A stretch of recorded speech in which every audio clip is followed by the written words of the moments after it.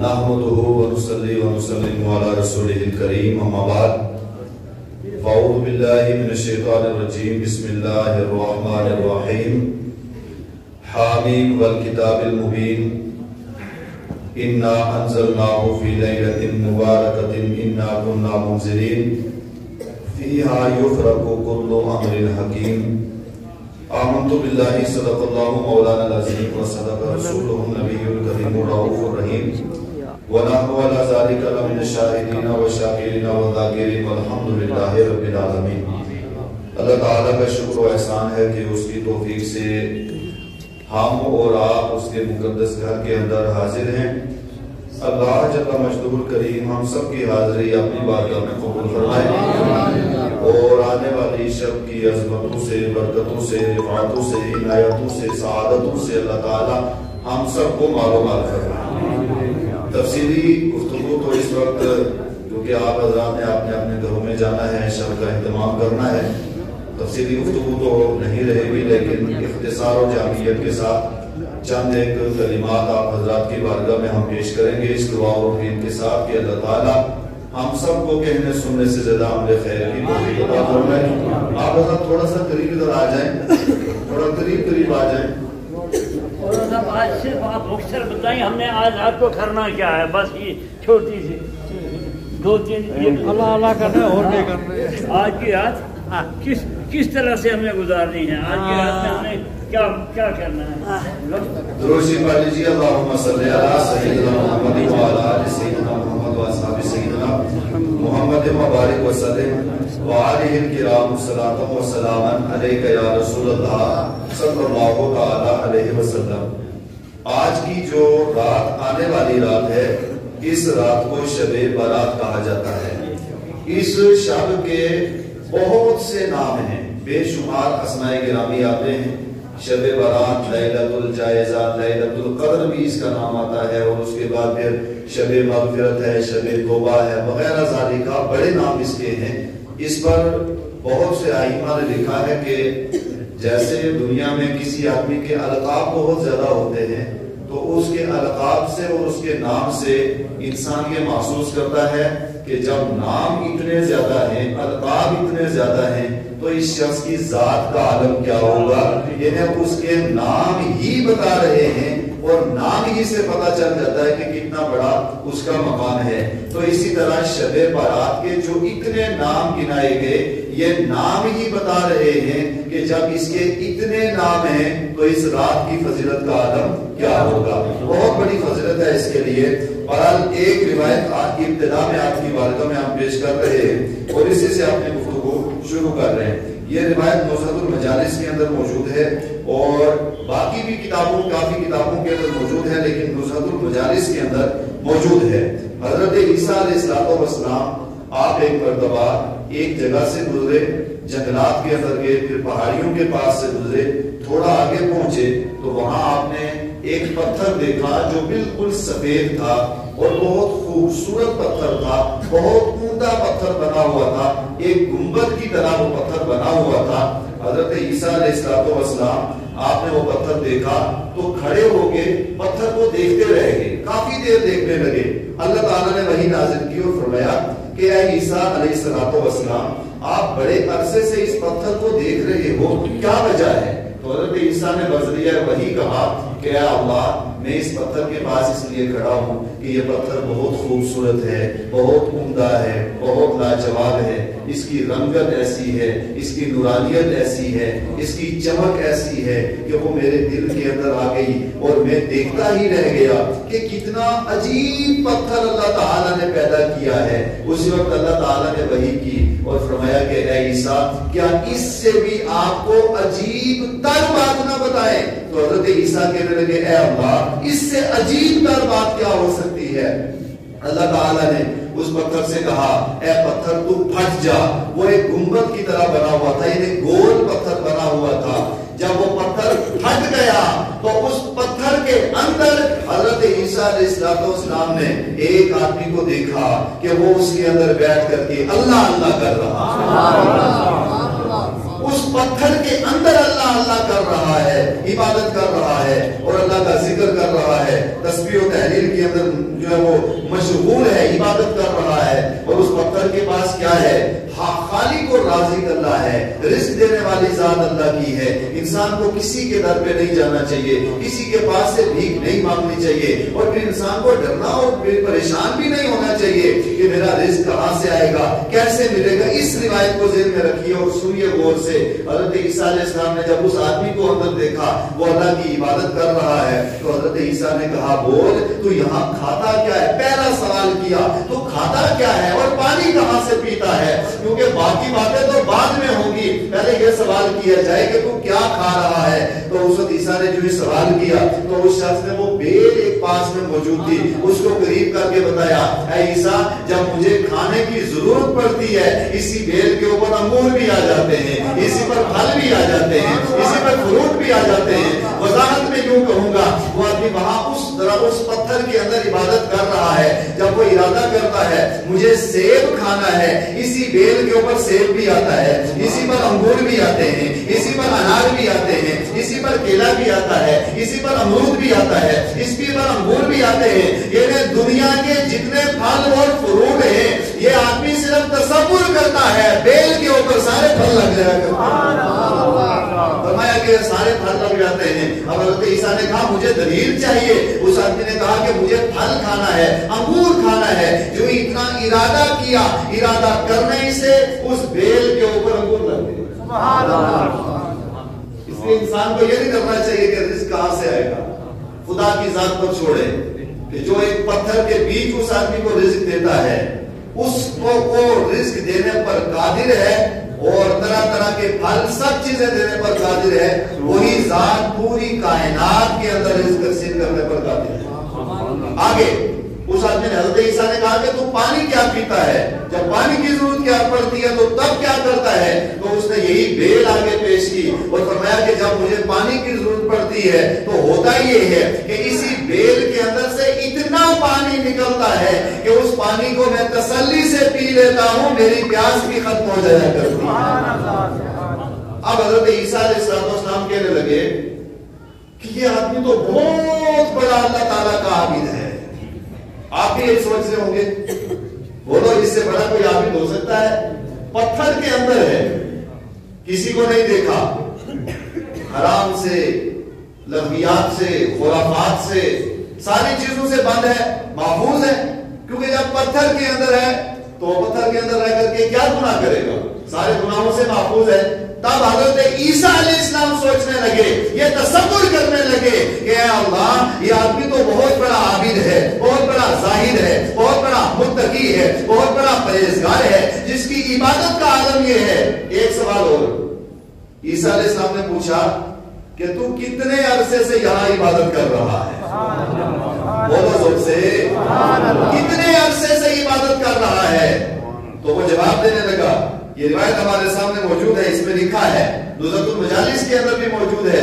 جب عیسیٰ علیہ السلام نے سوال پوچھا کہ تو کتنے عرصے سے عبادت کر رہا ہے تو اس نے کہا کہ اے عیسیٰ روح اللہ علیہ السلام میں 400 سال سے یہاں اللہ کی عبادت کر رہا ہوں، 400 سال سے عبادت کر رہا ہوں۔ جب یہ جواب سنا تب حضرت عیسیٰ کہنے لگے اے اللہ یہ تو بہت بڑا عابد ہے، یہ بہت بڑا متقی ہے، یہ بہت بڑا پرہیزگار ہے، اس کی عبادت کا عالم کیا ہے، اس کے تقوی کا عالم کیا ہے، اس کی طہارت کا عالم یہ ہے کہ 400 سال سے عبادت کر رہا ہے۔ تب اللہ تعالیٰ نے وحی نازل کی اور ارشاد فرمایا اے عیسیٰ ٹھیک ہے، اس کی عبادت بھی ٹھیک ہے، اس کا تقوی بھی ٹھیک ہے، اس کی عبادت بھی ٹھیک ہے، اس کے اعمال بھی ٹھیک ہے، لیکن اس سے بڑھ کر کے میں کسی اور کو ثواب عطا فرماؤں گا۔ تب حضرت عیسیٰ حیران ہو گئے اور کہنے لگے اے مولا اس سے بڑا عابد اور زاہد کون ہو سکتا ہے؟ اللہ نے وحی نازل کی اور ارشاد فرمایا اے عیسیٰ میرا محبوب آئے گا، مکہ میں پیدا ہوگا، ہجرت کر کے مدینے میں جائے گا، کلمہ شریف عام کرے گا اور اس کے جتنے چاہنے والے ہیں وہ تعداد بڑھتی جائے گی، اس کے جتنے عاشق ہیں، مصطفیٰ کے جتنے امتی ہیں، مصطفیٰ کے جتنے غلام ہیں، مصطفیٰ کو چاہنے والے، مصطفیٰ سے محبت رکھنے والے، میں ان کو ایک شب ایسی عطا کروں گا وہ اس ایک شب میں عبادت کریں گے، اس سے زیادہ ان کو ثواب عطا کروں گا۔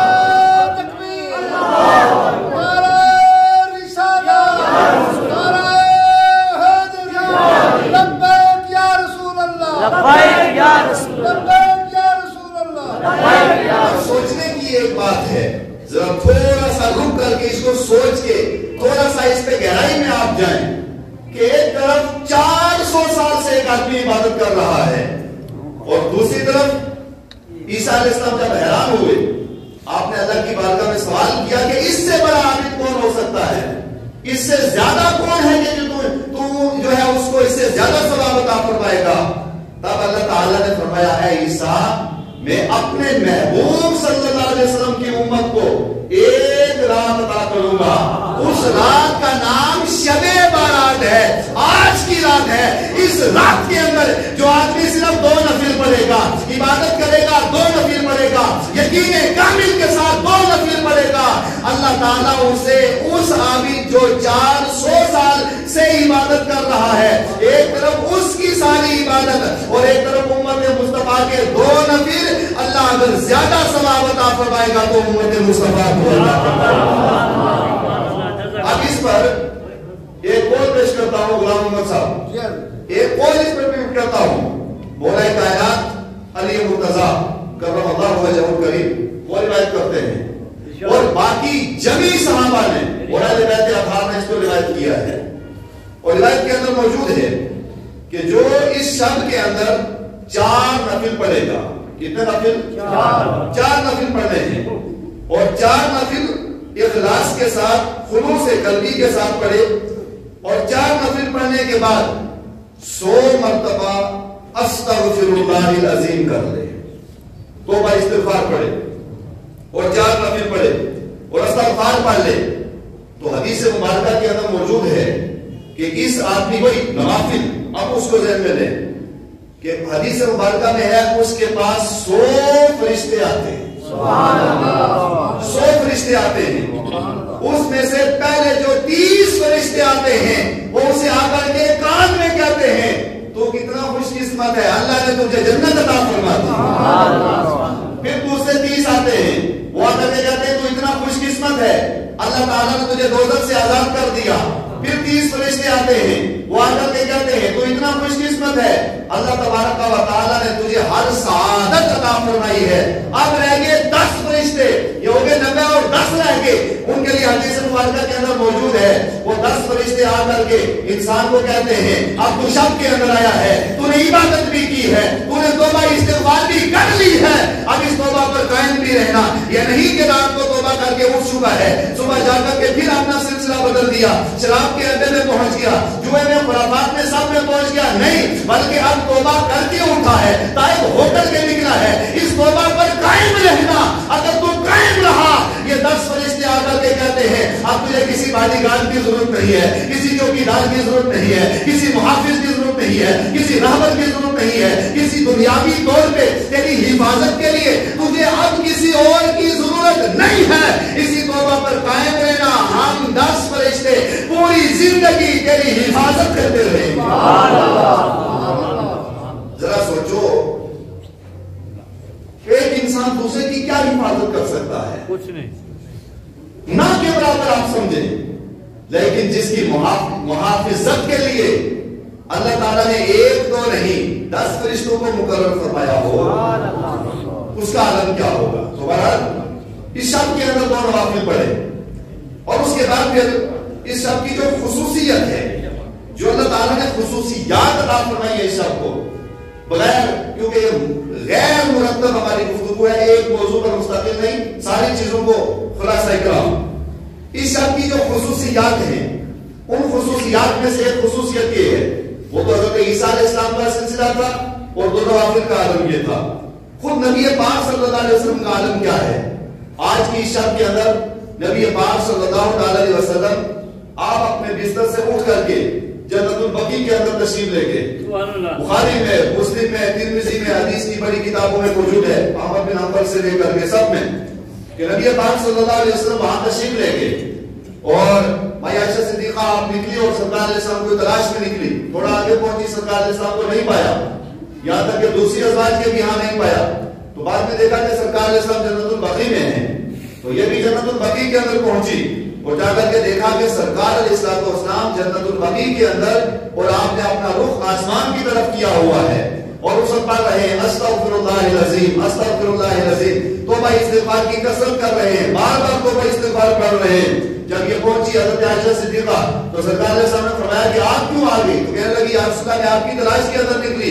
اس وقت آقا نے ارشاد فرمایا کہ عائشہ صدیقہ یہ آج کی شب وہ ہے، آج کی عظیم الشان بابرکت رات، اس کا عالم یہ ہے کہ جو صدق کے دل سے تائب ہو جاتا ہے، اللہ کی بارگاہ میں توبہ استغفار کرتا ہے، اللہ کی بارگاہ میں رجوع کرتا ہے، تو قبیلہ بتائے وہاں کئی قبیلوں کے تذکرے آئے ہیں۔ اور دوسری روایت میں خلاصہ کلام آقا ارشاد فرماتے ہیں کہ اس شب کے اندر جو آدمی صدق کے دل سے توبہ کرتا ہے، آسمان کے جتنے ستارے ہیں ان ستاروں سے بڑھ کر کے، زمین کے اوپر جتنے درخت ہیں سارے درختوں کے پتوں سے بڑھ کر کے، زمین کے اوپر جتنے پہاڑ ہیں سارے پہاڑوں کے وزنوں سے بڑھ کر کے، زمین کے اوپر جتنے ذرات ہیں سارے ذرات سے بڑھ کر کے، یعنی خلاصہ کلام یہ ہوا ستارے ایک طرف، پہاڑ کا وزن ایک طرف، اور درختوں کے پتے ایک طرف، اور زمین کے ذرے ایک طرف، ان سب کو آپ جمع کریں اربوں خربوں لا تعداد چلے جائیں گے۔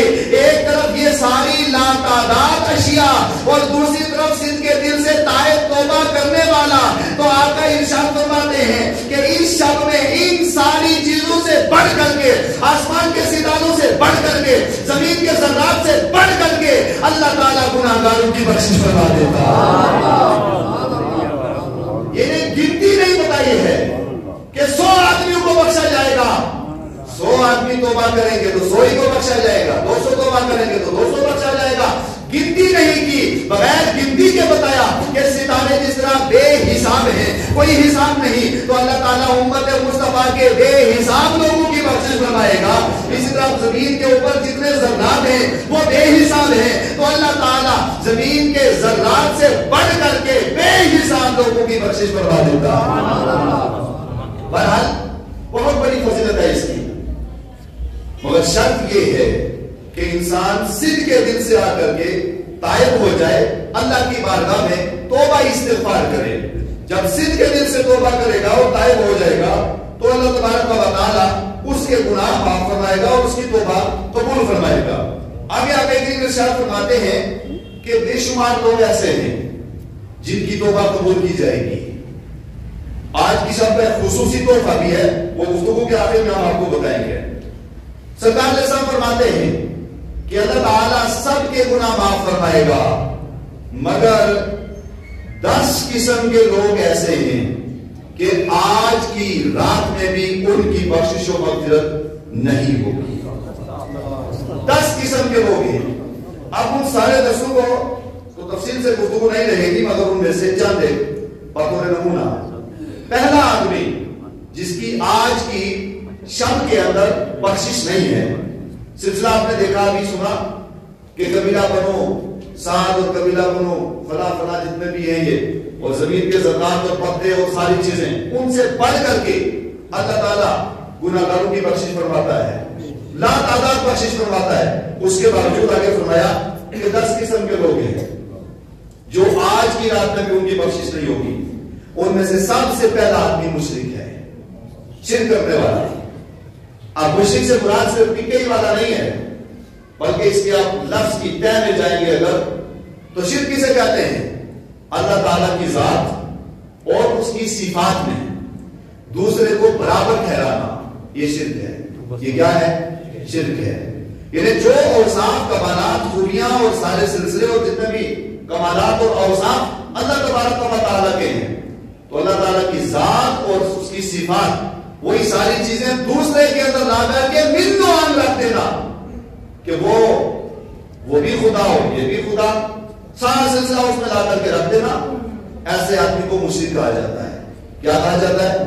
مشرک۔ اور مشرک کے لیے فرمایا کہ آج کی شب کے اندر مشرک کی بخشش نہیں کی جاتی۔ مشرک کے بعد پھر دوسرا آدمی کون ہے؟ یہ قابل غور ہے اور قابل توجہ ہے، حدیث مبارکہ میں موجود ہے، تفسیر کشاف میں، نور المنصور میں اور باقی بہت سی حدیث کی کتابوں میں ہے۔ دوسرا آدمی ہے ماں باپ کا نافرمان، ماں باپ کی نافرمانی کرنے والا۔ یہ آدمی کروڑوں بار بھی اگر آج کی شب میں بیٹھا رہے گا تو اس کی توبہ قبول نہیں کی جائے گی۔ حدیث مبارکہ میں ہے آقا کریم صلی اللہ علیہ وسلم کی بارگاہ میں ایک شخص حاضر ہوا اور کہنے لگا یا رسول اللہ صلی اللہ علیہ وسلم مجھے اجازت دے میں حج کرنا چاہتا ہوں. تو سرکار نے فرمایا کہ کیا تیرے والدین زندہ ہیں, والدہ زندہ ہے؟ اس نے کہا یا رسول اللہ میری والدہ زندہ ہے. تو سرکار نے سامنے ارشاد فرمایا کہ تو جا اپنی ماں کی خدمت کر, اللہ تعالیٰ تجھے یہی حج مقبول کا ثواب عطا.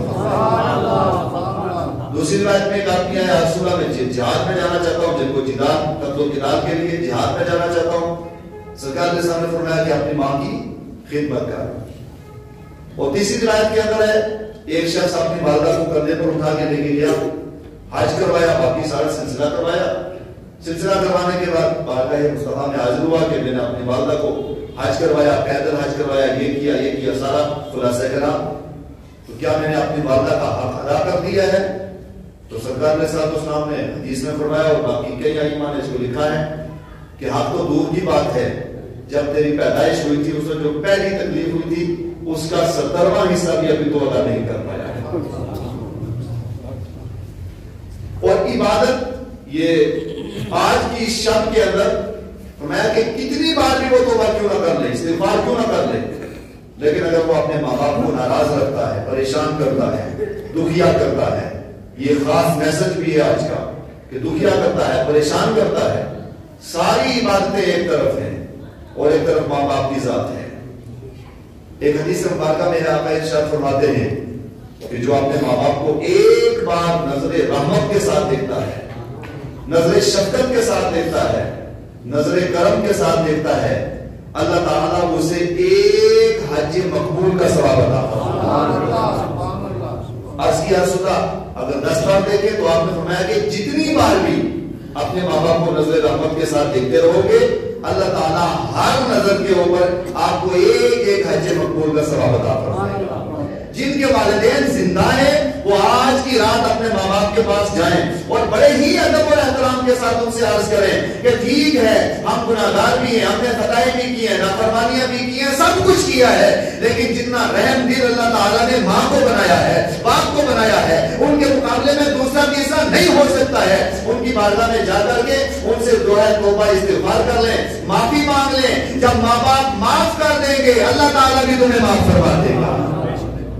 تو پہلی چیز ہے ماں باپ کا نافرمان, اور جن کے ماں باپ دنیا سے چلے گئے وہ بھی آج کی شب کے اندر ماں باپ کے مزار کے اوپر حاضر ہیں, جا کر کے حاضر ہیں ماں باپ کی بارگاہ میں, ان کے مزار کے اوپر ہیں.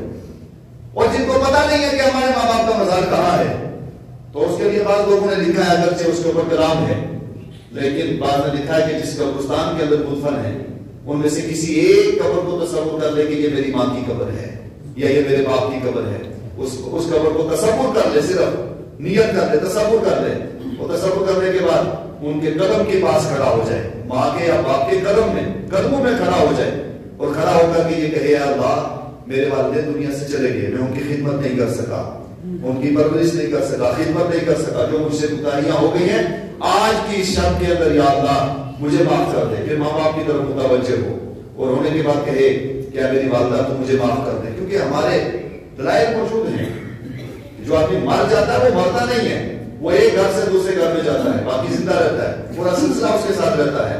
تو بہرحال ان سے مخاطب ہو اور مخاطب ہونے کے بعد یہ کہے کہ میری والدہ تو مجھے معاف کر دے, میرے والد تو مجھے معاف کر دے.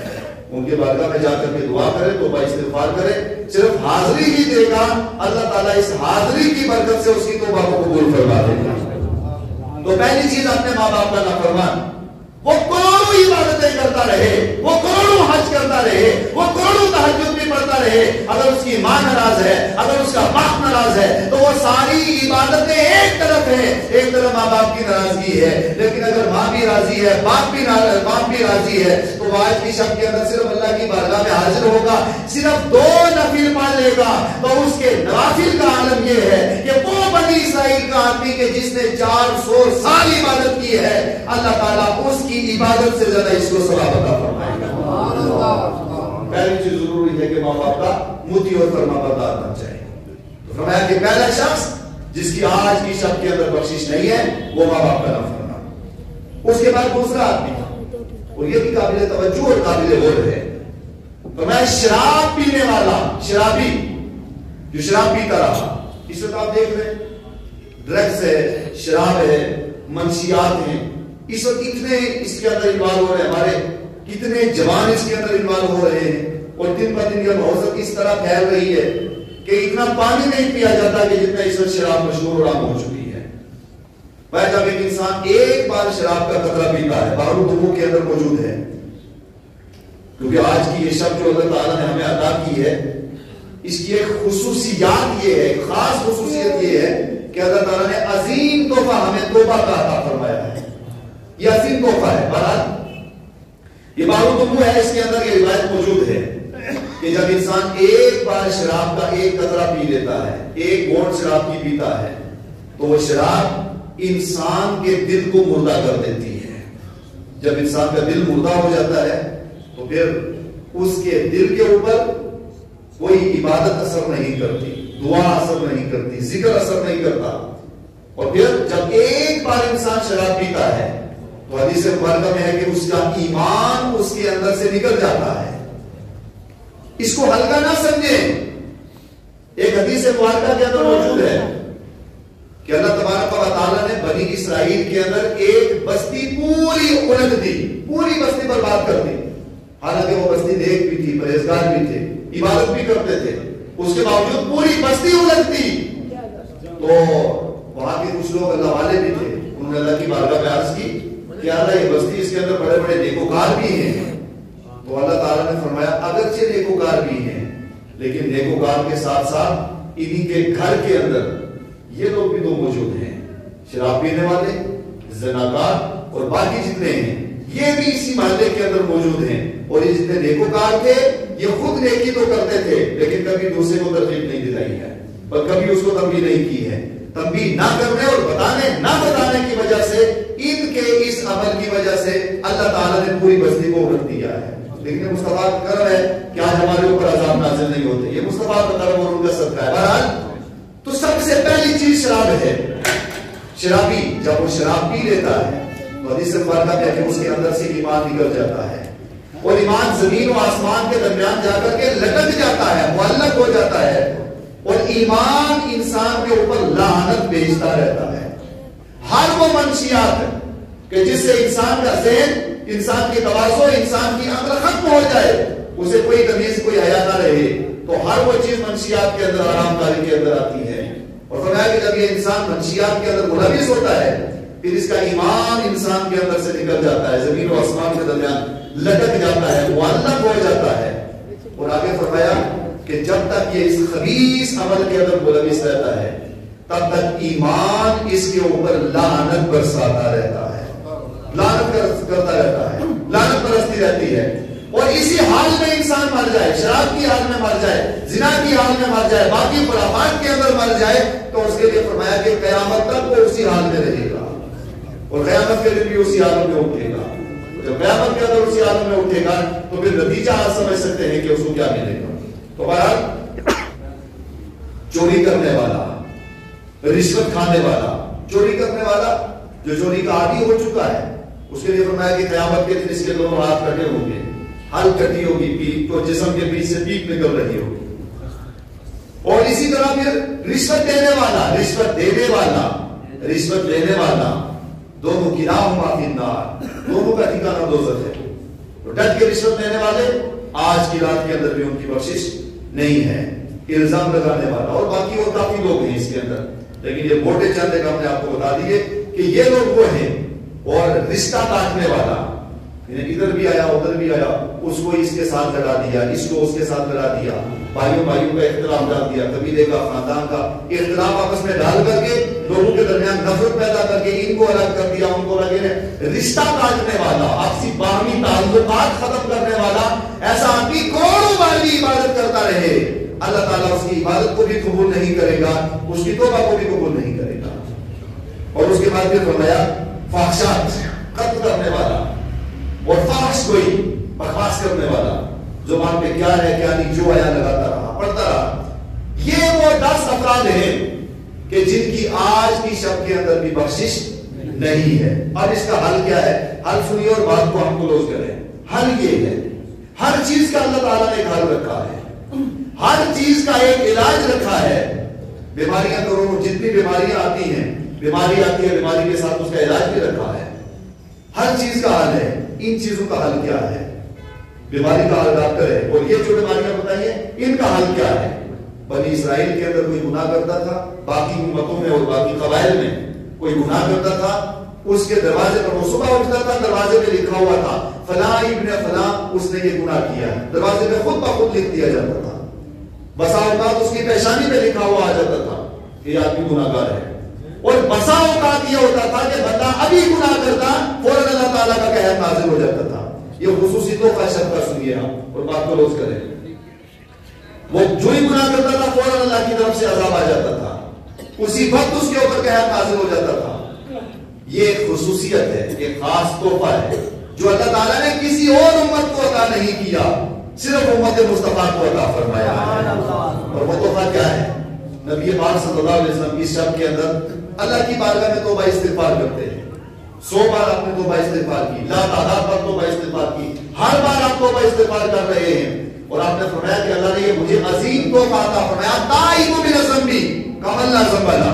تو نے گناہ کیا، خرافات کے اندر رہا، سلسلوں کے اندر رہا، باقی چیزوں کے اندر ملوث رہا، یہ سارے گناہ تیرے اندر رہے. ہاں اللہ نے یہ عظیم تحفہ تجھے آج عطا فرمایا ہے. اس عظیم تحفے کے اندر اللہ کی بارگاہ میں آ جا، دروازہ بند کر دے، دروازہ بند کر کے تنہائی کے اندر جا، لائٹ بند کر کے اندھیرے کے اندر جا کر کے بیٹھ، اور بیٹھ کر کے خوب چلا چلا کر کے اللہ کی بارگاہ میں رو، گریا زاری کر، آنسو بہا، صدق کے دل سے توبہ کر، اور اللہ کی بارگاہ میں یاد کرے اللہ میں گناہگار ہوں، خطا کار ہوں، گناہ میں نے کیے، خطائیں میں نے کی، لیکن تیری رحمت لا، تیری رحمت کی جو ہے کوئی وسعت نہیں ہے، تیری رحمت بہت وسیع ہے. اے اللہ اپنی رحمت کے توسل سے میری توبہ قبول کر لے. آقا ارشاد فرماتے ہیں جب انسان صدق کے دل سے توبہ کر لیتا ہے اللہ تعالیٰ اس کے سارے گناہ معاف فرما دیتا ہے. یہ ایک عظیم تحفہ ہے جس کی طرف آپ کو لانا چاہتے ہیں. یہ ایک عظیم تحفہ اللہ تعالیٰ نے ہمیں عطا کیا ہے، توبہ کرنے والا، صدق کے دل سے تائب ہونے والا. لیکن ہمارے ہاں یہ ہوتا ہے، ہمارا خود کا اپنا یہ عمل رہتا ہے کہ رات کے وقت ہم بیٹھیں گے، اچھے دل سے، صدق کے دل سے توبہ کر لیں گے، رو لیں گے، گیڑیا جاری کر لیں گے، مگر باہر نکلیں گے تو ہماری توبہ پھر ٹوٹ جاتی ہے. اللہ کی بارگاہ میں یہ دعا کریں کہ اللہ ہمیں وہ توبہ عطا کر کہ اس کے بعد پھر ہم اس توبہ کو توڑ نہ سکیں، اس پر استقامت رہے. جب استقامت مل جاتی ہے تو پھر عالم یہ ہوتا ہے کہ پھر یہ سارے پردے انسان کی نگاہوں کے سامنے آ جاتے ہیں، ساری چیزیں ہٹ جاتی ہیں. بہرحال تو بات کو کلوز کرتے ہوئے آقا کریم ارشاد فرماتے ہیں، قرآن کریم میں بھی ہے اور حدیث مبارکہ میں بھی ہے، آج کی شب کے اندر لکھ دیا جائے گا. جیسے ہوتا ہے پورے سال کا حساب کتاب کئی حدیث کی کتابوں میں لکھا ہے، بے شمار حدیث میں. جیسے پورے سال کا ایک بجٹ ہوتا ہے آپ پیش کرتے ہیں، اس کے بعد پھر اگلے سال کیا کرنا ہے پورا آپ لکھ کر کے رکھیں، ہم نے یہ منصوبہ ہے، یہ منصوبہ، یہ کرنا ہے، یہ کرنا ہے. حدیث مبارکہ میں آج کی رات کے اندر لکھ دیا جاتا ہے کہ کون آدمی کب تک زندہ رہے گا، اس کی عمر کتنی ہوگی، عمر کے تعلق سے لکھ دیا جائے گا، اور رزق کتنا کھائے گا یہ بھی اس کے تعلق سے لکھ دیا جائے گا، کیا کرے گا، پورا سلسلہ. اور حدیث مبارکہ میں ہے کیا اللہ تعالیٰ حضرت اسرائیل کو، ملک الموت کو آج کی رات میں ایک کتاب دیتا ہے، ایک کتاب دی جاتی ہے ملک الموت کو. وہ کتاب کیا ہے؟ اس کتاب کے اندر لکھا ہوا ہوتا ہے کہ اس پورے سال کے اندر ان لوگوں کی موت آنی ہے، یہ لوگ مریں گے. پورا کتاب میں لکھ دیا جاتا ہے، وہ کتاب ان کو دے دی جاتی ہے، اور یہ بھی لکھ دیا جاتا ہے یہ لوگ پیدا ہوں گے، کون پیدا، کتنے لوگ پیدا ہوں گے، اور کتنے لوگوں کا انتقال ہو جائے گا، اور پھر کس کو کتنا رزق دیا جائے گا. سارا سلسلہ آج ہی کی رات کے اندر مقرر کر دیا جاتا ہے. اس لیے سرکار نے سامنے جو تنبیہ فرمائی کہ زیادہ آپ دعا کریں، وہ دعا زیادہ کیا کرنی چاہیے؟ سب سے پہلی چیز تو توبہ استغفار کرنی چاہیے، اور توبہ کے بعد پھر اللہ کی بارگاہ میں یہ دعا کریں کہ اللہ ہم سب کی عمر میں برکت عطا فرما. عمر کے لیے دعا کریں، اور عمر کے بعد پھر تیسری چیز سرکار نے سامنے فرمایا رزق کے لیے دعا کریں. اس میں رزق بھی لکھ دیا جاتا ہے. اور خاص بات یہ کہ آج کا ہمارے ہاں بڑا مشہور ہوتا ہے، اس وقت ہم نے بھی بچپنے میں دیکھا کرتے تھے، آج بہت مشہور ہے، ہم تو اللہ ماشاءاللہ بہت کافی فرق ہو چکا ہے، لیکن وہ موم بتیاں جلا دی جاتی ہیں یا وہ مورے بنا دیے جاتے ہیں اور ان کو وہ بنا کر کے اس کے تو وہ جلائے جاتے ہیں، لکڑیں وغیرہ یہ سب چیزیں جلائی جاتی ہیں، اور پھر پٹاخوں کا انتظام کیا جاتا ہے. یہ ساری چیزیں قطعاً حرام ہیں، ان کا اسلام سے کوئی تعلق نہیں ہے، شریعت سے کوئی تعلق نہیں ہے. ہاں اگر جو یہ بجا رہا ہے، آگ جلا رہا ہے، باقی یہ آگ کے اندر ملوث ہے، منشیات کے اندر، خرافات کے اندر، جتنی چیزوں کے اندر، تو حدیث مبارکہ میں ہے کہ آج کی رات میں جو پورے سال میں ہم نے کیا ہے، اس پر توجہ چاہیے آپ کی، پورے سال ہم نے کیا، کیا کیا؟ ہمارے اعمال ہمارے سامنے ہیں. ہر آدمی ذرا ٹھنڈے مزاج سے سوچے، آج کی رات میں محاسبہ کرے اپنا کہ میں نے پورے سال کیا کیا. جو ہم نے پورے سال کیا وہ آج ہمارے سامنے ہے. یہ کتاب ہے، اس کتاب کے اندر وہ سارا لکھا ہے. یہ جو فرشتے ہمارے نامہ اعمال لکھتے تھے وہ پورا کتاب کے اندر لکھا ہے. آج یہ پوری کتاب لے کر کے اللہ کی بارگاہ میں فرشتے حاضر ہو جائیں گے. اے اللہ، یہ تیرے محبوب کی امت ہے، اس کے لیے نامہ اعمال ہے. ذرا سوچو مسلمانوں، ہم نے پورے سال کیا کیا ہے؟ وہ سارے نامہ اعمال آج خدا کی بارگاہ میں پیش کیے جائیں گے. کتنی نمازیں پڑھی یہ کتاب میں لکھا ہے، کتنے روزے رکھے کتاب میں لکھا ہے، کتنے خرافات کیے کتاب میں لکھا ہے، کتنے جرم کیے کتاب میں لکھا ہے، کتنی بار بے حیائی کی، کیا کیا کیا نہیں کیا، سارا کتاب میں لکھا ہے. اور فرشتوں کی کتاب میں جو ایک بار لکھ دیا جاتا ہے، اس کے مٹنے کا ایک ہی ذریعہ ہے، باقی کوئی ذریعہ نہیں ہے. کیونکہ وہاں رشوت نہیں چل سکتی ہے. رشوت تب چلے گی جب آپ ملاقات کریں گے کسی فرشتے سے. ملک الموت سے تو ملاقات اسی وقت ہوگی جب انسان دنیا سے جائے گا. اس وقت انسان کے اپنے خود ہوش اڑ جائیں گے تو وہ کیا ملک الموت سے بات کرے گا. اور باقی کرام کاتبین جو دونوں لکھ رہے ہیں، آج تک کسی نے اپنے تقدیر لکھنے والے انسان کے اعمال کو لکھنے والا کوئی فرشتہ آج تک عام آدمی اس کو نہیں دیکھ سکتے. کسی نے دیکھا ہے؟ نہیں دیکھا. تو انسان بات تو اسی سے کرے گا جس کو دیکھے گا. جس کو دیکھا ہی نہیں تو اس سے بات کیا کرے گا؟ تو فرشتوں کو انسان تبھی تو بات کر سکے گا جب انہیں دیکھے گا. نہیں دیکھ پایا، یہ فرشتے اس کے نام اعمال لکھتے رہے. جو دایاں طرف بیٹھے وہ اچھائی لکھتے رہے، جو بایاں طرف بیٹھے وہ برائی لکھتے رہے. آج یہ پوری کتاب اللہ کی بارگاہ میں پیش ہوگی. ایک ذریعہ ہے اس کتاب سے گناہ مٹانے کا، ایک ذریعہ ہے خرافات مٹانے کا. یہ جو ہمارے بایاں کتاب کی بایاں اعمال تھے، یہ جو بایاں طرف فرشتہ لکھتا رہا، اس نے جو گناہ اور خرافات اور جو انسان گناہ کرتا رہا فرشتے نے لکھے، اس کو مٹانے کا ایک ہی ذریعہ ہے. اور وہ ذریعہ کیا ہے؟ التائب من الذنب کمن لا ذنب له. وہ ایک ذریعہ اور اس کا نام توبہ ہے. کیا ہے اس کا نام؟ توبہ ہے. صدق کے دل سے توبہ کرنا ہے. کیونکہ ابھی ٹائم ہے، تھوڑا سا وقت ہے، مغرب کے بعد یہ سلسلہ شروع ہو جائے گا. کتاب کی کا آغاز بھی اور کتاب کا آخر، اختتام بھی. مثال کے طور پر یہ کتاب ہے، اس کو شروع کیا جاتا ہے بسم اللہ الرحمن الرحیم سے، اور لاسٹ ختم کیا جاتا ہے بسم اللہ الرحمن الرحیم صدق اللہ العظیم سے. تو جب آپ بسم اللہ شروع میں پڑھیں گے تو آپ کو پتا چلے گا، تھوڑی آپ کی توجہ چاہوں گا، آپ کو پتا چلے گا کہ یہ کتاب سچی ہے. کیا ہے؟ سچی، اچھی کتاب ہے. یہ متبرک کتاب ہے کیونکہ اس میں شروع میں بسم اللہ لکھا ہے، اور لاسٹ میں آپ صدق اللہ العظیم پڑھیں گے، وہاں بھی اللہ کا نام ہے. تو انسان سوچے گا یہ کتاب اچھی ہے اور معتبر کتاب، متبرک کتاب ہے کیونکہ اللہ کا نام اس میں آیا ہے. اور شروع میں بھی اگر خرافات کوئی عام کتاب لے لیں آپ، کوئی اور اس میں بری چیز کوئی چیز لکھی ہو، گالی گلوچ یا کچھ اور لکھا ہو، اور لاسٹ میں بھی یہ لکھا ہو، انسان زیادہ تر کتاب کو یا شروع سے دیکھتا ہے، آخر سے دیکھتا ہے اور درمیان سے دیکھتا ہے. شروع میں بھی خرافات ہے، آخر میں بھی خرافات ہے. یہ ہمارے اعمال ہیں، سامنے رکھنا ہے اس مثال کو. شروع میں بھی خرافات، آخر میں بھی، درمیان میں بھی. بولو اس کتاب کو کوئی خریدنے کے لیے تیار ہوگا، کوئی لینے کے لیے تیار ہوگا، کوئی پڑھنے کے لیے تیار ہوگا. اسی طرح یہ میرے اور آپ کے اعمال ہیں.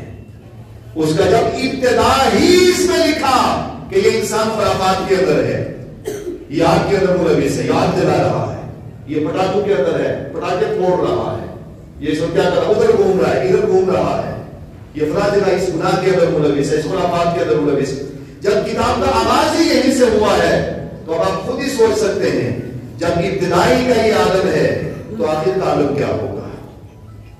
اور وہ بات اللہ تعالیٰ نے ہمیں موقع دیا ہے. جو کتاب اب پیش ہونے والی ہے اس میں اللہ تعالیٰ نے ہمیں موقع دیا ہے. آئیے صدق کے دل سے اللہ کی بارگاہ میں توبہ استغفار کر رہے ہیں. جب انسان صدق کے دل سے توبہ کرے گا، اللہ کی بارگاہ میں سچے دل سے تائب ہو جائے گا، تو وہ جو اس کے اعمال کے اندر گناہ لکھے ہوئے تھے، خرافات لکھے ہوئے تھے، باقی جتنے سلسلے لکھے ہوئے تھے، ہاں ان کا تعلق حقوق اللہ سے ہونا چاہیے، حقوق العبد سے نہیں ہونا چاہیے. یہ بھی ایک قابل غور بات ہے. حقوق العبد یہ ہے کہ میں اٹھوں یہاں سے اور جاتے فوراً جا کر کے کسی کو انسان باہر آئے، لڑائی جھگڑا کر کے برا بڑا اس کا دل توڑ کر کے آ جائے، غلام مسا اٹھے اور جا کر کے کسی کو مار دیا، پھر اس کے بعد ہم نماز مسجد میں آ جائے، اللہ ہماری توبہ قبول کر، ہم توبہ کرتے ہیں، میرے گناہ معاف فرما. تو جب اس کا دل توڑ کر کے آئے اس کے اوپر کیا گزرے گی؟ حدیث مبارکہ میں ہے کہ جو ایک آدمی ایک سوئی کی نوک کے برابر دوسرے کو اذیت دیتا ہے، دوسرے کو پریشان کرتا ہے، ایمان کو دوسرے کو اذیت دیتا ہے، کسی بھی انسان کو وہ اذیت دے کر کے پریشان کر کے آئے ایک سوئی کے نوک کے برابر، فرمایا جب قیامت کا دن قائم ہوگا اسے کھڑا کر دیا جائے گا، نہ یہ جنت میں جا پائے گا نہ دوزخ میں جا پائے گا، وہیں کھڑا رہے گا، جکڑ دیا جائے گا اس کو. کسی کے دل کو ٹھیس پہنچانا معمولی بات نہیں ہے، پریشان کر کے آنا معمولی بات نہیں ہے. ہم کسی کو اذیت دے کر کے اور پھرا کر کے بیٹھ کے آہا مجھ سے بڑا عابد کون ہے، نمازی کون ہے؟ جب تک حقوق العبد، بندوں کے حقوق، جب ہم نے بندوں کے اوپر ظلم و تشدد کیے ہیں، جب تک ان سے جا کر کے معافی نہیں مانگیں گے تب تک اللہ تعالیٰ کی طرف سے بخشش کا پروانہ نہیں ملے گا. یہ کچھ باتیں ایسی ہیں جو انسان کو معلوم ہونی چاہیے، پتا ہونا چاہیے. ہم کروڑوں بار اپنے پڑوسیوں پر، دوستوں پر، تیسروں پر، سب پر ظلم کرتے رہے اور سوچے جناب مولوی صاحب نے آپ نیا فارمولہ بتا دیا ہے، منڈی سے سن کے آ گئے ہیں تو بھائی استعمال کر لیں گے، سارا کام ختم ہو جائے گا. انتقام لے لیں، ڈنڈا اٹھا کے جا کے خوب اس کو ماریں بغیر کسی جرم کے، بغیر کسی گناہ کے، بغیر کسی انتقام کے، لے کر کے آ جائے اللہ تعالیٰ معاف کر دے گا. نہیں، جب تک حقوق العبد کا خیال نہیں رکھا جائے گا، حقوق العبد کے اندر انسان صاف شفاف نہیں رہے گا تب تک اللہ کی طرف سے بخشش کا پروانہ نہیں ہے. کیوں فرمایا؟ آج کے دن یہ میسج آپ کرو، ہر آدمی لکھتا ہے اور آدمی آگے کہتا بھی ہے جو ہو گیا ہو گیا، آپ مجھے معاف کر دیں، میں آپ کو معاف کر دیتا ہوں. کیونکہ ایک دوسرے کو معاف کریں. آج کی شب میں خصوصیت کے ساتھ ہمارے بزرگ بیٹھے ہیں، جوان بیٹھے ہیں، بچے سن رہے ہیں، سب اپنی ماؤں بہنوں تک، گھروں تک یہ میسج، یہ پیغام پہنچایا آج کی رات.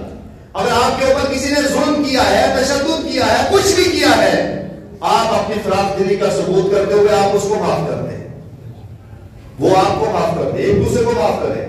جب آپ اس کو معاف کر دیں تو وہ آپ کو معاف کر دے گا، کسی عمل کے وسیلے سے اللہ تعالیٰ آپ کو بھی معاف فرما دے گا. لیکن جب ہم دوسرے کو معاف نہیں کریں گے، ٹھیک ہے اس نے آپ کے اوپر ظلم کیا ہے، اگر آپ فراخ دل ہیں آپ اپنے دل سے اس کو معاف کر دیں.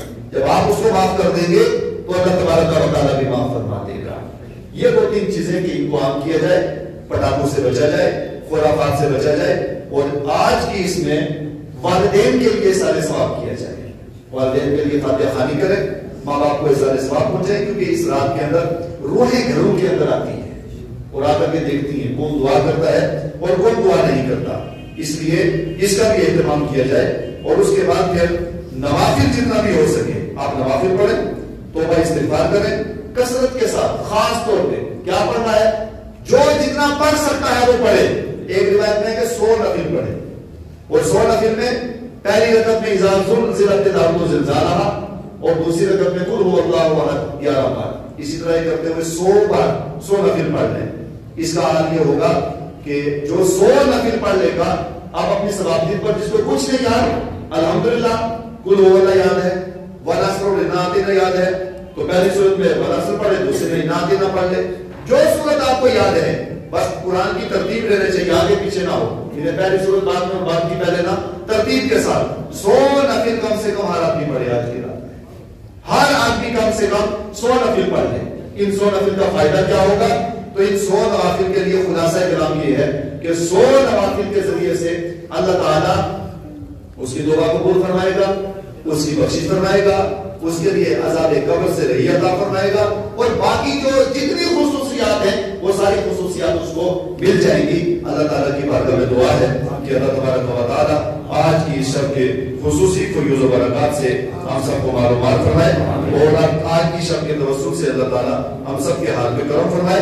خصوصیت کے ساتھ آپ جتنا بھی ہو سکے اپنے اپنے محلے کے اندر آج کی رات شب بیداری کریں، پوری رات جاگیں، اللہ تعالیٰ کریں، ذکر کریں، درود شریف پڑھیں، کلمہ شریف پڑھیں، اور خاص طور پہ جو حدیثوں میں ہمیں سب سے زیادہ جس چیز کی تاکید ملتی ہے، بعید ملتی ہے اور اشارہ ملتا ہے، اس چیز کا نام توبہ ہے.